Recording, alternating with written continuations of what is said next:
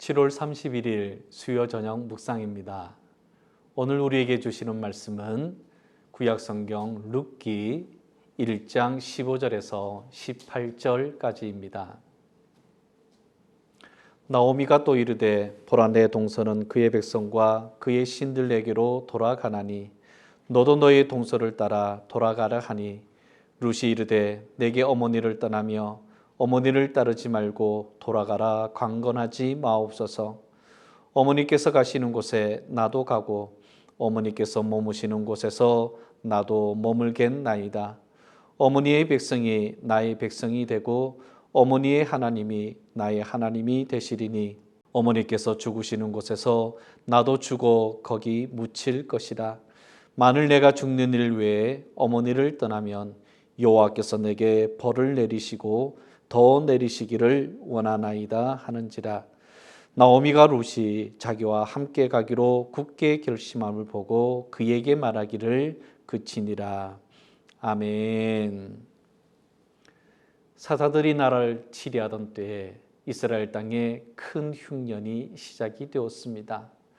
당시에는 먹고 사는 문제가 어렵게 상황이 닥치게 되어지면은 자기가 살던 곳을 떠나 외국으로 가는 경우들이 종종 있었습니다. 유다 베들레헴에서 살던 엘리멜렉은 부인 나오미와 두 아들을 데리고 상황이 좀 나아 보이는 모압 땅을 향하게 되었습니다. 하지만 10년이라는 시간이 지나면서 나오미와 두 며느리만 남게 되었습니다. 많은 슬픔이 있었고 많은 시행착오도 있었고 고통도 있었습니다. 나오미는 이제 결단을 해야 될 시기에 이르렀습니다.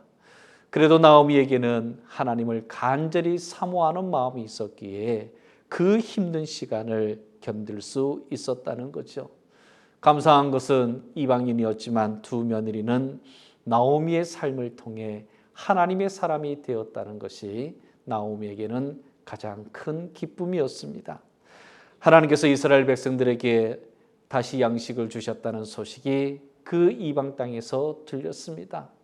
그 소식을 들은 나오미는 이제는 고향으로 돌아갈 것이라고 결정을 내리면서 하지만 아들이 없는 두 며느리를 데리고 간다는 것은 양심에도 걸리고 마음에도 차지 않았습니다.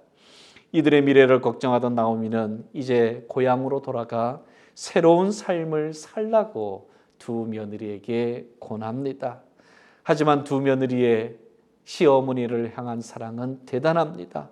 우리는 어머니와 함께 어머니의 백성으로 돌아가겠다고 이야기하는 마음, 낯선 가나안 땅이겠지만 어머니를 믿고 하나님을 믿는 마음으로 살아가겠다고 하는 다짐을 던졌을 때 어머니 나오미는 감동이 있었습니다. 그렇지만 나오미는 두 며느리에게 더 이상 힘들게 하지 않겠다고 하는 마음을 전하게 되면서 오르반은 시어머니에게 인사를 하고 고향으로 돌아갔습니다. 그런데 룻이 끝까지 고집을 피우면서 며느리의 본을 다하면서 시어머니를 따라가겠다고 이야기를 계속하고 있습니다. 내게 어머니를 떠나며 어머니를 따르지 말고 돌아가라고 강권하지 마시고 어머니께서 가시는 곳에 나도 가고 어머니께서 머무시는 곳에서 나도 머물겠다는 말을 합니다. 그리고 이 부분이 중요하죠. 어머니의 백성이 나의 백성이 되고 어머니의 하나님이 나의 하나님이 되시니 라고 이야기를 합니다. 이미 자기가 믿는 분이 하나님이신 것을 알고 있는 이 룻에게 이 어려움이 닥쳤을 때, 결정해야 되는 순간이 닥쳤을 때 룻은 무엇을 선택해야 되는지를 알고 있습니다.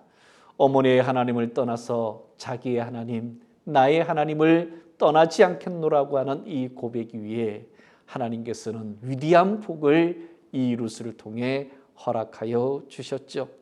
어른들을 잘 모시는 따뜻한 마음을 지닌 믿음의 여인입니다.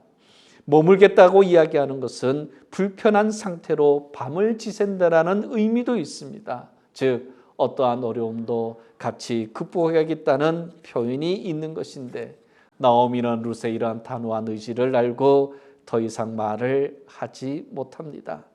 하나님께서 주시는 선물이 룻이었던 거죠.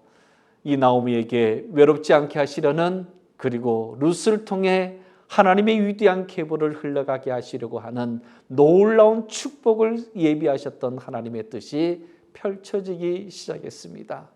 이것을 위해 나오미와 룻은 철저히 하나님 앞에서 순종하고 하나님의 뜻에 자기를 맞춰가는 놀라운 역사를 이루어 가셨던 것입니다. 오늘 말씀의 제목이 굳게 결심함을 보고라는 이야기입니다. 하나님 앞에서 우리는 결정해야 될 때, 결심이 서야 될 때 우리는 망설일 때가 있고 때로는 연약해서 세상과 타협할 때도 있습니다. 그러나 다니엘과 그 세 친구들이 하나님을 향해서 뜻을 정했을 때 하나님께서 그들을 통해 복을 흘러가게 하셨던 것처럼 우리는 이제 귀한 선택의 기로에 서서, 그리고 결정을 해야 되는 시간이 왔을 때 우리는 어떻게 해야 될까요? 바로 룻이 했던 고백, 나오미가 드렸던 고백, 믿음의 조상들이 드렸던 고백, 하나님이 나의 하나님이 되실 것이라고 하는, 주님을 떠나지 않겠다고 하는 그 위대한 고백, 그 고백을 통해 하나님의 복이 흘러갔습니다. 그 복을 바로 여러분들의 몫으로 되시기를 간절히 소망합니다. 베트남 선교 중에 있습니다. 이 영상을 여러분들은 보고 그리고 묵상할 것이고, 베트남 선교팀도 이 묵상을 보면서 거리는 떨어져 있지만 함께 묵상을 하며 기도하게 될 것입니다.